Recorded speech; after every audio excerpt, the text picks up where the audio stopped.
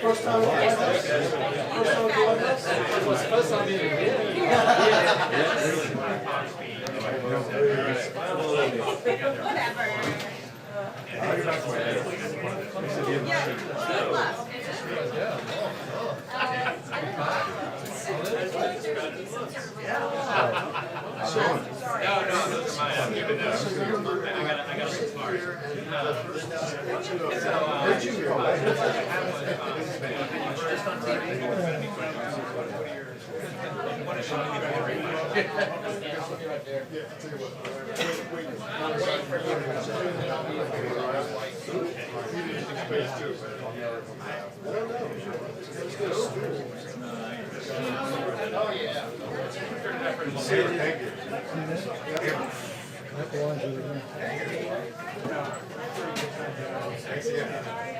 Where's yours? You got one?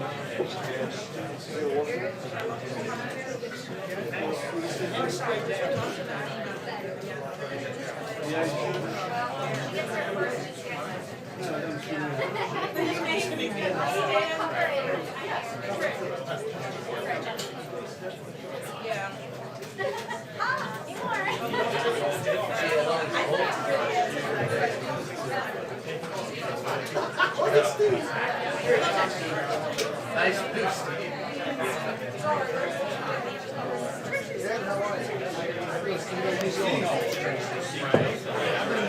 For an old guy, you put it in. Yeah, we're sitting in full beast mode. Thank God.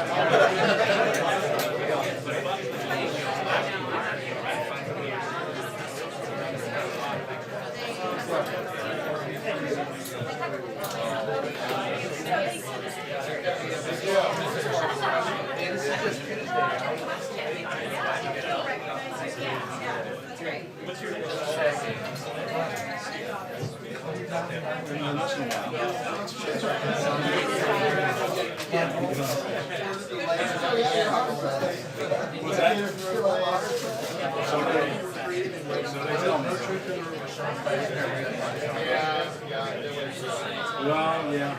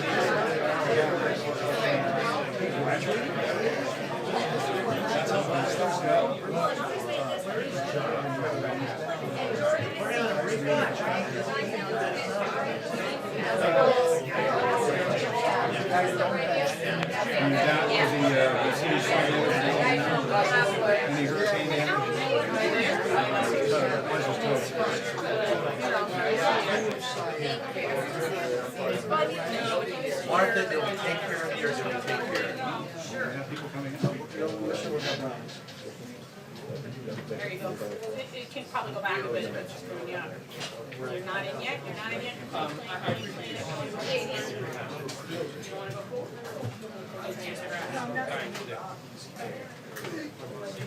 Yeah, it has to be on the...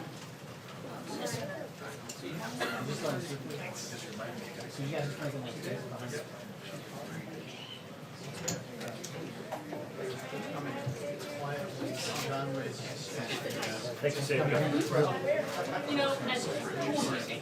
Yeah, you're good. Wait. If you could go back a little further, that'd be great. Well, I think you're okay. I got a little bit of news in the contract. More air conditioning too.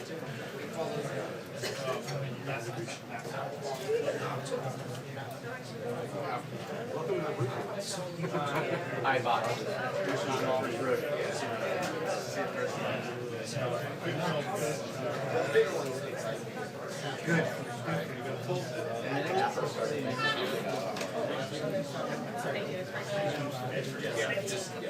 did? Terry, I just sent you a note. I'm telling you, hurry up. I'm thoroughly hurried. Craning your neck. Tell you what, lay off. Tell you what, lay off. It's too tough on this bitch. You know what? This is my scene, She's too. all over Indonesia. Yeah, there you go. Don't be in the name. Terry, you get the first question. I will. Terry, you got your microphone? There's on a piece of tape under the chair. This is something that we didn't use to informative question. You need to do that. We do that all the time.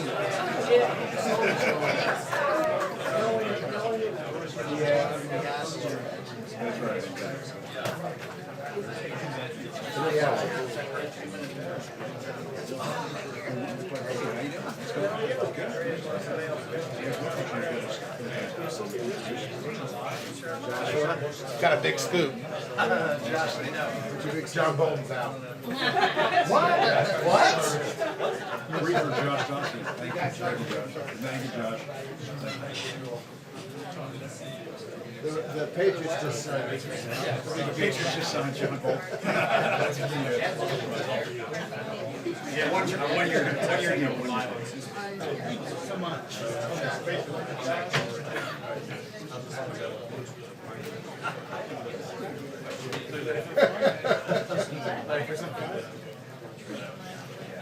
Peter, see your text? I don't think this one thing's gonna be about terrifying.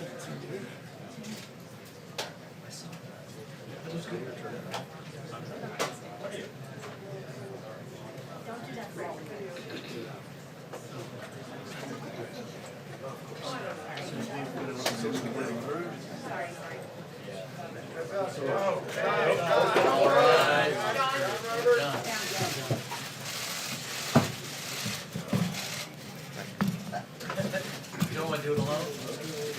Hello, everybody. So Secretary Pompeo and I are here today to talk about the President's new executive order, and after that, we'd be happy to take a few questions. So today, the President signed a new executive order which underscores his decisive leadership in fighting global terrorism. This administration has intensified our counterterrorism sanctions effort.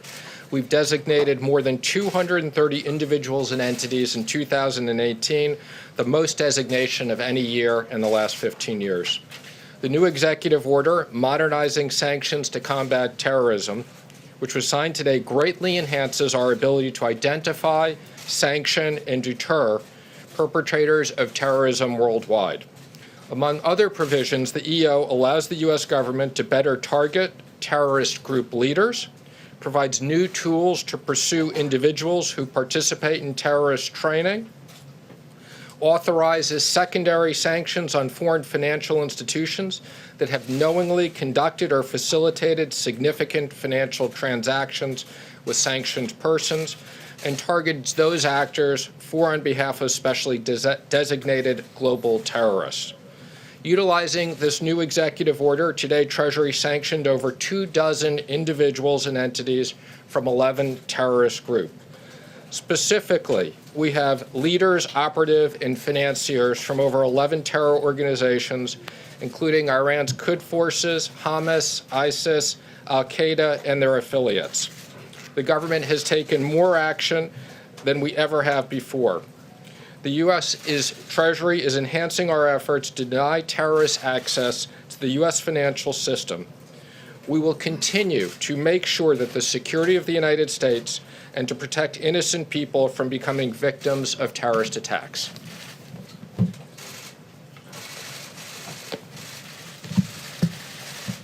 Thank you, Stephen. Today's executive order marks the most significant update to counterterrorism sanctions authorities since September of 2001. It significantly expands authorities to target terrorists and those who finance their activities.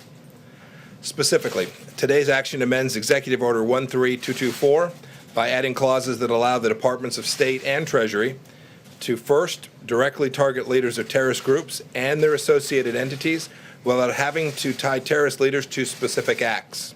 Second, it more effectively and efficiently targets individuals and entities who participate in terrorist training, and provides new authorities to impose sanctions on foreign financial institutions that knowingly do business with terrorists. The Trump administration has already used existing sanctions authorities more aggressively than any administration before us, and now we're immediately putting these new authorities to good use, as Secretary Mnuchin said. Today, the Department of State announces the designation of 12 terrorist leaders. They include Isis Wali of Iraq and former Emir of Improvised Explosive Devices, 4 senior members of Hezbollah's Jihad Council, and leaders from Hamas, Palestinian Islamic Jihad, ISIS Philippines, ISIS West Africa, and TTP in Pakistan. Further, we're announcing the designation of Huras al-Din, an al-Qaeda-affiliated jihadist group in Syria, as a specially designated global terrorist entity. As these actions show, today's executive order by President Trump adds further muscle to U.S. counterterrorism efforts. It will help us to ensure that the deadly attacks of September 11th that occurred 18 years ago this week are never repeated on American soil. Never. At this time, Secretary Mnuchin and I are happy to take a couple questions on this topic. Yes, sir.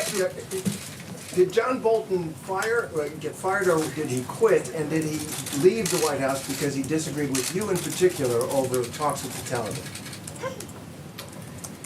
So last night, the president asked for Ambassador Bolton's resignation. As I understand it, it was received this morning. Secretary Pompeo, Was it because of a Syria. disagreement? Go ahead. Yes, ma'am, in the back. Go ahead, Terry. Was it because of this disagreement?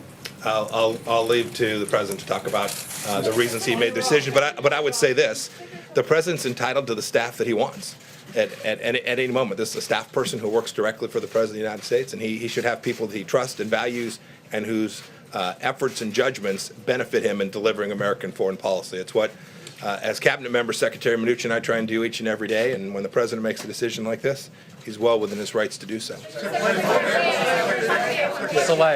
Pompeo, can you describe your working relationship with John Bolton as it was today? Sure. And also, Sure. does his departure make it easier for you to do your job and for the administration to accomplish the president's foreign policy agenda? Look, I don't talk about the inner workings of how this all goes. We all give our candid opinions. There were many times Ambassador Bolton and I disagree. That's to be sure, but that's true for lots of people with whom I interact. My mission, said as always, to make sure as I run the Department of State, is to deliver America's diplomacy, and to work with the team, whether it's a Treasury or the president's staff, to make sure we get good outcomes. I know everyone's talked about this for an awfully long time. There were definitely places that Ambassador Bolton and I had different views about how we should proceed. John Bolton, out of the picture, is it now possible to see some less hawkish Iran policy, and does this open the path for the president to meet with Rouhani? I would say Secretary Pompeo and myself and the president are completely aligned on our maximum pressure campaign. I think we've done more sanctions on Iran than anybody, and it's absolutely working.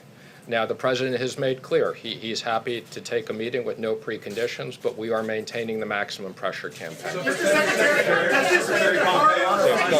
Yeah, go ahead. So, Secretary Pompeo, for clarity on this, can you foresee a meeting between President Trump and the Iranian leader later this month surrounding the United Nations? Sure. Would the president support that, and do you support that actively? The president's made very clear he's prepared to meet with no preconditions. Just to follow up quickly on the original guidance for this briefing, Bolton was on the guidance to be here. So were you two blindsided by what occurred today? That he's no longer with the administration? Was it news to you today? Because last night you were told he would be here today. Yeah. I'm never surprised. Well, let me ask you this. And I don't mean that on just this issue. And I think Secretary Mnuchin would say the same thing. We work very closely with the President of the United States. I think we have a pretty good understanding of how he's thinking about things. I think you'd agree, Stephen, at nearly all times. And so, our mission says not to talk about these inner workings in the palace intrigue that I know you are so curious about, but rather to talk about the things that matter to American foreign policy. But did you? I would just add that people who knew should know, and don't get into, the administrative things of a notice went out, because yesterday was very Secretary Pompeo, thank you very much, I appreciate it. Secretary Pompeo, question ma'am. about Syria. We reported on Syria and the refugee camps last night. Our David Muir was there, and he talked about how these refugee camps, ISIS fighters are blending in. There's children dancing around the ISIS flag. Are you concerned about these refugee camps becoming a breeding ground, a training ground for terrorists, for ISIS fighters? So there's a long history of just exactly what you're describing, camps in Iraq, camps other places where prisoners were detained, and extremist elements breeding in those places. But we've been working diligently on this. We have conducted enormous operations against ISIS even after the fall of the caliphate, as recently as the last handful of days. We are very focused on this. The success that we had moving down the Euphrates River Valley that our Department of Defense led with the SDF forces was truly remarkable. We will not take our eye off the ball, ensuring that whether it's ISIS or other radical Islamic extremist groups continue to be under pressure from the United States of America. And that would, just to close it out, and that would include in these camps that you're referring to. Yes, go ahead. The White House says that National Security Advisor Bolton's foreign policy was not aligned with the president's philosophy. How was it out of alignment? Well, I'll leave that to the White House to talk about. Other than to say, I think President Trump, I watched his campaign. I've now worked with him first as CIA director and now as Secretary of State. Someone asked, would the policy be different absent any individual being here? These have been the president's policies. We give him our best wisdom. We share with him our understanding. When I was intelligence director, we did our best to make sure he had the facts and data available so he could make good decisions.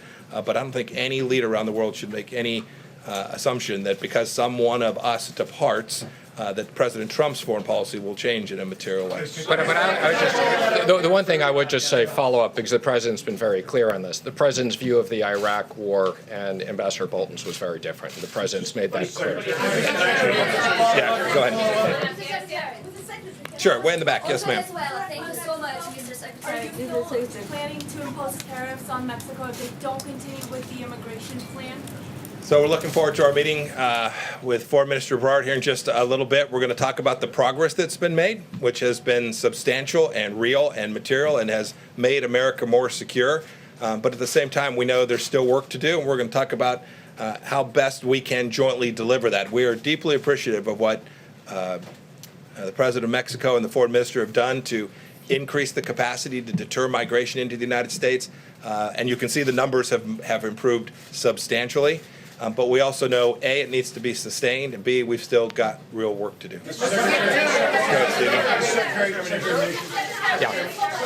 Yes. Can I? Yes.